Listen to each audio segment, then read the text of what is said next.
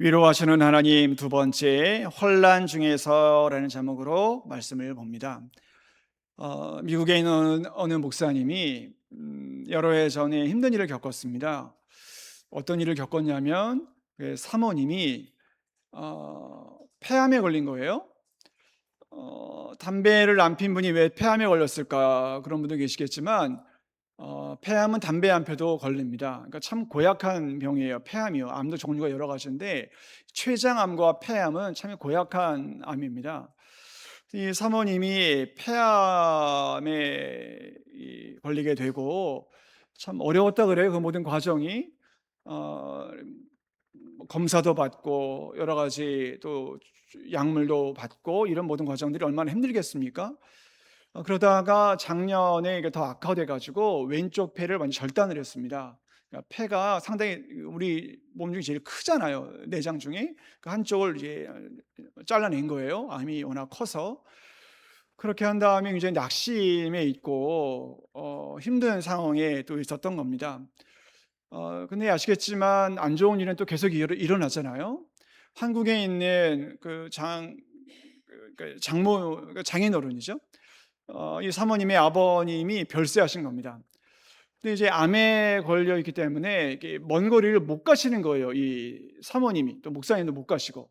그래서 아버님의 그 별세 장례도 이제 못 가본 거예요. 그러니까 얼마나 마음이 더 힘들었겠습니까? 또 말씀드리지만 안 좋은 일은 계속 일어나잖아요. 아버님이 별세하신 다음에 한 달 뒤에 이번에는 어머님이 또 별세하신 거예요. 또 못 가본 겁니다. 그러니까 마음이 굉장히 고통스럽겠죠.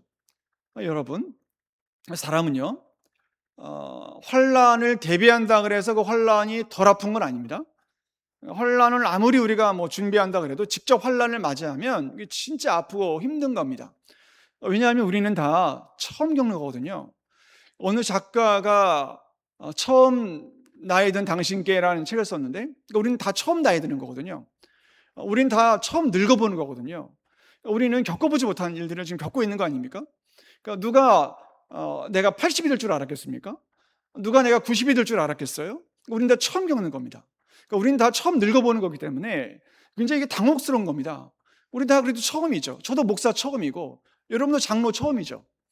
여러분도 권사 처음이지 않습니까? 여러분 집사 처음이고 여러분 처음 예수 믿어보는 거잖아요. 우린 다 처음인 거예요. 그러니까 혼란이 힘든 거죠. 왜냐하면 이건 대비할 수가 없고 대비한다 그래도 이 아픔이라는 건 감당할 수가 없는 겁니다. 그래서 이 사모님이 사람의 말은 위로가 안 되더라는 걸 그때 알았던 거예요. 아무리 사람이 위로해도 이 위로가 안 되더라는 거예요. 부모님 뭐 천국 갔어요. 아니면 뭐 나아질 거예요. 이게 아무것도 위로가 안 된다는 거예요.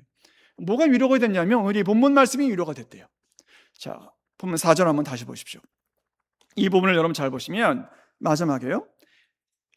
위로라는 단어가 3번 등장하는데 모든 환난 중에 있는 자들 능히 위로하게 하시는 이시다. 능히 위로한다. 5절도 보십시오. 그리스도의 고난이 우리에게 넘친 것처럼 우리가 받는 위로도 그리스도로 말미암아 넘친다. 위로가 넘친다. 그리고 6절도 보십시오. 하반절에 보시면 이 위로가 너희 속에 역사하여 우리가 받는 것 같은 고난을 너희도 어떻게 합니까? 견디게 한다. 이것이 바로 그 사모님을 위로한 말씀인 겁니다. 그러니까 이 하나님의 위로는 우리를 뭔가 견디게 한다는 겁니다. 이 부분 여러분 주목해 봐야 됩니다. 위로는 뭐냐면 성경 원문으로 보면 하나님이 곁으로 부른다 뜻입니다. 하나님이 곁으로 불러주시는 걸 위로라 그러거든요. 그 위로가 우리에게 넘치기를 원합니다. 그 위로가 환난 중에 있는 모든 성도분들을 붙잡아 주시고 하나님 곁으로 불러주시고 하나님의 은혜와 사랑이 우리 가운데 충만해서 진실로 위로를 받으시고 하나님의 뜻이 우리들의 모든 가정마다 이루어지기를 원합니다. 아멘. 자, 이 부분을 여러분 잘 보시면 이제 우리가 고린도전서로 들어갈 건데 고린도후서를 고린도전서 후서를 잘 보시면 바울이 고린도 교회에 편지를 쓴 것이 우리가 알려지죠. 자, 바울은 고린도에 3번의 편지를 보냅니다. 첫 번째 알고 있는 것이 고린도 전서가 됩니다. 고린도 전서. 두 번째 보낸 편지는 사본이 없어요. 다만 고린도후서 2장 1절에 흔적이 남아 있습니다. 바울이 갔구나. 고린도전서를 쓴 다음에 고린도에 갔고 편지를 보냈구나. 이 편지를 아픔의 편지라고도 부릅니다. 왜냐하면 고린도 교회 성도들이 이 당시에 많은 죄 가운데 있었습니다. 서로 싸우고 분열하고 교회 떠나고 아프게 만들고 바울의 사도권을 인정하지 않고 고통스럽게 만든 일들이 많았던 겁니다. 그래서 바울이 두 번째 편지를 매우 아프게 그들에게 정확한 죄를 뭔지 지적해 줍니다. 그래서 이 아픔의 편지라 그래요. 고린도후서 2장 1절에 나오죠. 그런 다음에 디도를, 사랑하는 제자 디도가 고린도에 갑니다. 고린도에 가서 사역을 해요. 디도가. 그런 연후에 디도가 당시에 아마 에베소에 있었던 것 같아요. 바울이 에베소에 있는 바울에게 와서 고린도 교회 성도들이 이렇게 변화됐습니다. 이렇게 달라졌습니다. 이런 이야기를 전해줘요. 그리고 세 번째 편지를 보내는데 그게 바로 고린도 후서입니다. 이 고린도 후서를 보면 하나님께서 이렇게 고린도 교회 성도들을 위로했구나라는 걸 알 수가 있는데, 우리가 이 부분을 주목해 봐야 되는데, 바울은 고린도 교회를 유난히 사랑하고 또 아꼈던 것 같아요. 우리가 아는 대로 사도행전 18장 1절 이하를 보면 바울이 이전에 16장부터 빌립보 지역, 즉 유럽으로 건너가잖아요. 이 빌립보 지역에 건너가고 그런 연후에 또 베레아도 가고 또 아테네도 가고 이런 지역에 가서 복음을 이제 전합니다. 그런 연후에 고린도로 이제 넘어옵니다. 고린도에 넘어왔을 때 하나님이 사랑하시는 브리스길라 아굴라 부부를 만나 같이 천막을 만들면서 복음을 전합니다. 복음을 증거할 때 그 옆집에 누가 살았냐면 하나님의 인도하심이죠. 회당장 소스데네, 즉 고린도의 어떤 회당의 장인 소스데네, 고린도전서 1장 1절에 나옵니다. 이 소스데네를 만나고 소스데네에게 복음을 전하는데 그가 예수님을 믿게 돼요. 이 소스데네가요. 이 회당장이 예수님을 믿으니까 이 파급력이 컸던 것 같아요. 그러니까 많은 유대인들이 예수님을 영접하게 되었던 것 같습니다. 그런데 우리가 아는 대로 하나님이 역사하면 마귀도 역사하잖아요. 유대교를 믿는 유대인들이 바울과 그 선교팀을 엄청 핍박합니다. 고난을 받게 합니다. 어려움을 줘요. 그러다가 이 바울과 선교팀을 고발하는데 마땅한 이 죄목이 없잖아요. 그냥 풀려납니다. 이 유대인들이 막 화가 나가지고 소스데네를 잡아가지고 막 치고 공격하고 매를 때려요. 그러니까 이때 고린도 교회는 그때부터 본격적으로 극심한 고난이 오게 되었던 겁니다. 그래서 오늘 본문의 8절 9절에 이런 말씀이 있는 겁니다. 형제들아, 우리가 아시아에서 당한 환난을 너희가 모르기를 원하지 아니하노니 힘에 겹도록 심한 고난을 받았다는 겁니다. 그리고 살 소망도 끊어지고 우리는 우리 자신이 사형 선고를 받은 줄로 알았다, 이렇게 말씀하면서 엄청난 고난이 우리 가운데 왔음을 고백하고 있는 겁니다. 그런데 오늘의 본문을 보시면 환난 중이라는 단어가 두 번 등장합니다. 우리 4절에 보시면 환난 중에 있었다. 이 환난 중에 있는 고린도 교회 성도들을 누가 위로했냐면 하나님께서 위로하셨다라고 말씀을 하고 있습니다. 자, 사랑하는 성도 여러분, 이 단어가 매우 중요한데 환난 전이나 후가 아닙니다. 환난 중입니다. 환난 한가운데 있는 것입니다. 이 환난 한가운데 있는 사람들을 주님께서 위로하신다라는 것입니다. 이것이 얼마나 우리들에게 놀라운 말씀인가. 하나님께서는 구약 성경이나 신약 성경 모두에 환난 중에 있는 영혼들을 위로하시는 것입니다. 풀무불에 있었던 다니엘 세 친구 사드락 메삭 아벳느고를 풀무불 중에서 구원하시고, 또 사자굴 속에 들어가 있는 중에 있는 다니엘을 구원하시고, 또한 신약에 넘어가서도 풍랑 중에 있는 제자들을 주님께서 구원하시고, 그러니까 우리 주님은 항상 환난 중에 역사하시는 것입니다. 그런 역사하심이 우리에게도 있기를 원합니다. 자, 그러면 사랑하는 성도 여러분, 우리가 이 말씀을 크게 한번 봐야 됩니다. 의문이 들죠. 자, 왜 교회가 환난받아야 됩니까?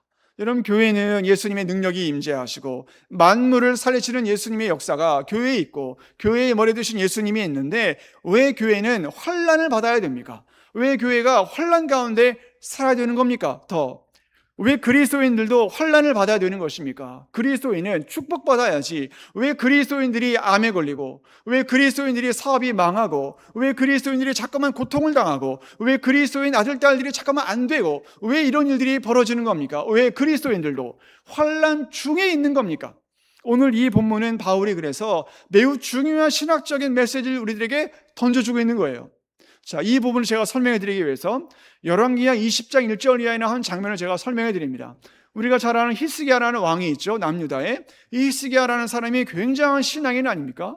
놀라운 신앙인입니다. 남유다에 있는 많은 우상 숭배를 파괴하고 또 오직 여호와 하나님만을 의지하고 오직 하나님만을 사랑했던 그 신실한 왕이 히스기야입니다. 그런데 이 히스기야가 어떤 병이 걸리냐면 피부병이 걸립니다. 이 피부병이 보통 고약한 병이 아니었던 것 같아요. 죽을 병이었던 것 같아요. 이 피부병이요. 그래서 하나님께서 이사야를 보내셔가지고 너 이제 죽을 거니까 정리해라. 유언 남기고 이 집을 정리하라. 이렇게 말씀을 해요. 그러니까 더 낙심이 되잖아요. 그런데 이 히스기야가 완전히 낙심하지 않고 하나님 앞에 울면서 기도를 하죠. 면벽 기도. 얼굴을 벽을 향해 기도를 합니다. 기도를 하는데 하나님이 응답을 해줘요. 그리고 살려주십니다. 15년을 더해주시잖아요. 얼마나 할렐루야입니까? 너무 좋잖아요. 그런데 우리가 아는 대로 여러분, 그리스도인들은 항상 언제 주의해야 되냐면 은혜 받은 다음에 조심해야 됩니다. 항상 우리는 수련의 다음에, 월요일 날 은혜 받은 다음에 꼭 조심해야 되는 겁니다. 은혜 받은 다음 날에 항상 우리가 시험 들어요. 히스기야도 똑같았습니다. 은혜를 많이 받았어요. 낫잖아요. 그런데 저 멀리서 누가 옵니까? 바벨론이 옵니다. 바벨론의 사자들이 축하하러 옵니다. 병이 낫다고. 축하 사절을 보내요. 그때 바벨론은 미약한 나라였습니다. 축하 사절을 보냈단 말이에요. 그때 히스기야가 어떤 일을 벌입니까? 이 바벨론 사자들에게 자신들의 궁에 있는 모든 보물고를 싹 다 보여줍니다. 이렇게 기록이 됩니다. 열왕기하 20장 13절 히스기야가 그에게 보이지 아니한 것이 없더라 기록을 합니다. 다 보여줘요. 모든 걸요. 그 후에 하나님께서 히스기야에게 뭐라고 말씀합니까? 네가 다 보여준 거 바벨론이 싹 다 가져갈 거야. 이런 말씀을 줘요. 자, 그럼 왜 그렇게 했을까? 왜 하나님께서 바벨론의 사자들을 히스기야에게 보냈을까요? 이렇게 설명합니다. 역대하 이 32장 31절에 하나님이 히스기야의 심중에 있는 것을 알고자 시험하였더라 말씀합니다. 이게 저는 무슨 말입니까? 히스기야의 마음에 뭐가 있는지 주님께서 테스트했다는 거 아닙니까? 히스기야가 진짜 무너뜨려야 됐던 것은 그 자신이었던 겁니다. 남유다에 있는 우상이 아니라 자기 자신, 남들에게 자랑하고 싶은 거. 나 이렇게 병이 나았다? 나 이렇게 돈이 많다? 나 이렇게 학벌이 좋다? 나 이렇게 믿음 좋다? 싹 다 보여주는, 자기의 눈물이 아니라 자기의 강함을 보여주려고 하는 그 심중에 있는 것을 하나님이 보여주셨다는 겁니다. 어느 교회 집사님이요, 이런 고백을 하는 걸 들었습니다. 이 집사님이 직장에서 직장 생활을 참 잘해요. 그리고 교회도 잘 다니고 믿음도 좋습니다. 근데 어느 날 직장 후배가 이 집사님에게 와서 선배님, 저도 선배님 따라서 교회 가고 싶어요. 얘기한 거예요. 그러니까 이분이 좋았을까요? 싫었을까요? 좋았을 것 같으세요? 싫었대요. 겉으로는 그래, 와, 좋지, 와, 좋아, 괜찮아 이랬대요. 속으로는 싫었대요. 왜 싫었을까요? 직장에서는 내 강함을 보일 수 있잖아요. 직장에서는 세련된 모습, 성공하는 모습, 이런 모습을 다 보이고 좋잖아요. 능력 있는 모습. 근데 교회에 오면 깨진 모습, 눈물 흘리는 모습, 아픈 모습, 이걸 보여주게 되거든요. 그게 싫다는 거예요. 그게 나는 저 사람한테 좋은 것만 보여주고 싶거든요. 근데 교회에 오면 내 모든 민낯이 드러나잖아요. 그게 싫다는 거예요. 왜 많은 성도들이 전도 안 할까요? 똑같은 원리입니다. 나는 강함을 보여주고 싶거든요. 나는 능력 있는 걸 보여주고 싶거든요. 근데 교회에 오면 내 모든 민낯이 다 드러나잖아요. 내 모든 연약함이, 내 모든 아픔이 싹 드러나잖아요. 그럼 싫다는 거예요. 하나님이 그걸 보여주시고, 하나님이 그걸 느헤미야에게 완전히 보여주시고 무너지게 한 겁니다. 사랑하는 성도 여러분, 고린도 교회가 그랬습니다. 여러분, 고린도 교회가 진짜 능력 많은 교회거든요. 은사가 보통이 아닌 교회예요. 이 교회가요. 돈도 그렇게 많습니다. 너무 능력 있는 교회예요. 그런데 환난을 받아요. 왜 그랬을까요? 강함만 자랑했거든요. 교회가 강하면 할 수 있을 거야. 교회가 강하면 뭐든지 할 수 있을 거야. 이런 생각을 했거든요. 교회가 돈 많으면, 사람들 많으면 우린 뭐든지 할 수 있을 거야. 이런 생각을 했거든요. 그래서 여러분 유난히 고린도 전서 후서를 보면 바울이 뭘 얘기하냐면 약함을 자랑합니다. 약함을. 나는 나의 약함을 자랑하겠다고, 십자가만 자랑하겠다고 유난히 그런 얘기를 해요. 왜 그랬을까요? 약함에서 능력이 나타나기 때문에 그렇게 강조했던 겁니다. 여러분, 우리가 환난 중에 있습니까? 하나님 우리를 약하게 하시는구나. 하나님 우리가 교만치 못하게 만드시는구나. 그걸 여러분 기억하셔야 됩니다. 여러분의 가정에 환난이 나잖아요. 우리 가정을 약하게 만드시는구나. 오직 하나님만 의지하도록 만드시는구나. 이걸 우리에게 보여주고 있는 겁니다. 여러분, 지난 4월 25일 날 우리 교회가 바자회를 했습니다. 바자회 주제는 국내 선교와 영혼 구원, 또한 이웃들을 위한 그런 바자회를 하지 않았습니까? 그 바자회에서 200만 원을 어려운 이웃들에게, 네 가정에게 50만 원씩 나눠드렸습니다. 어떤 분들은 이야기를 해요. 아니, 우리 교회가 재정도 약한데 뭐하러 이렇게 하냐? 구청이 알아서 할 일이지. 우리가 뭐하러 그렇게 해? 그거 가지고 딴 일을 쓰지. 뭐하러 그 돈을 그렇게 해주냐? 연말에도 뭐하러 그렇게 하냐? 이웃들에게. 구청이 알아서 할 텐데. 이런 생각을 하는 분들이 있어요. 그런데 교회는 그렇게 하면 안 되죠. 교회는 우리의 약함을 나누어야죠. 그 네 분이 감사 인사를 전해왔어요.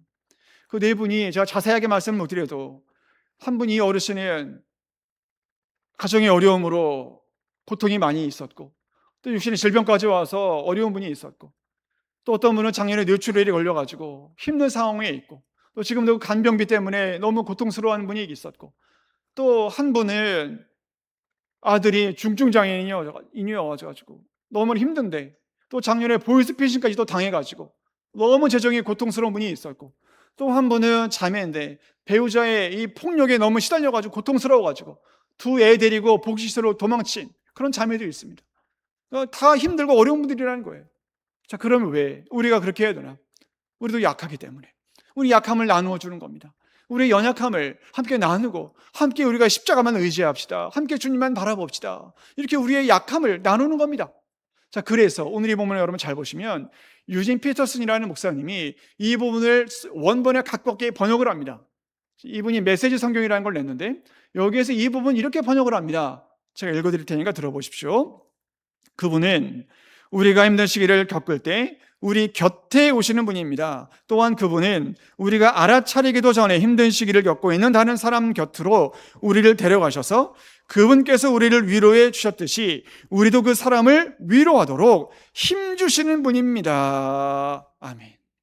이게 무슨 말입니까, 여러분? 주님 우리를 위로하셨잖아요. 그럼 이제 우리가 위로자잖아요. 이제 위로를 받았잖아요. 그럼 또 누군가에게 가서 위로해 주라는 거예요. 위로만 받지 말고. 위로를 받았으니까 이제 또 나 위로가 필요한 사람들에게 가보라는 거예요. 가서 위로해 주라는 거예요. 아무것도 아닌 것 같지만 그게 교회를 살린다는 거예요. 그게 교회의 능력이라는 겁니다. 여러분, 얼마 전에 어느 목사님이요, 호주로 여행을 갔다 왔습니다.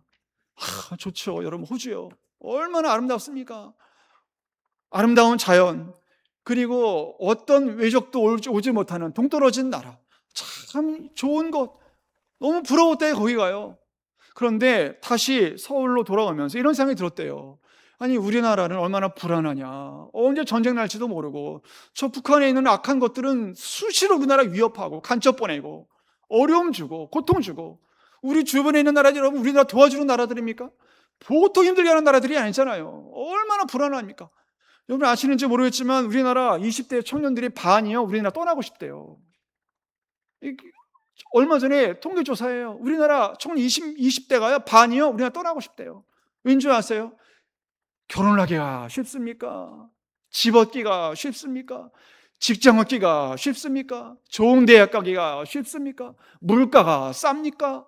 노후가 대비됩니까? 아무것도 암담하잖아요. 암담해요. 청년들이 반이 다 떠나고 싶다는 게 이 나라. 그 상황 속에 이 목사님이 감감히 이 우리나라를 묵상해 보면서 오직 주님만 바라볼 수밖에 없잖아요. 우리나라는 오직 주님만 의지할 수밖에 없잖아요. 우리나라는 뭐 지도자의 복이 있습니까? 뭐 돈이 많습니까? 뭐가 많습니까? 오직 주님만 바라볼 수밖에 없잖아요. 그 완전한 의존성, 그게 우리의 강함이라는 겁니다. 그 완전한 주님을 향한 의존성, 그게 우리를 살린다는 거예요. 그것이 고린도 교회를 살린다는 겁니다. 사랑하는 우리 남산교회 성도 여러분, 여러분 약하십니까?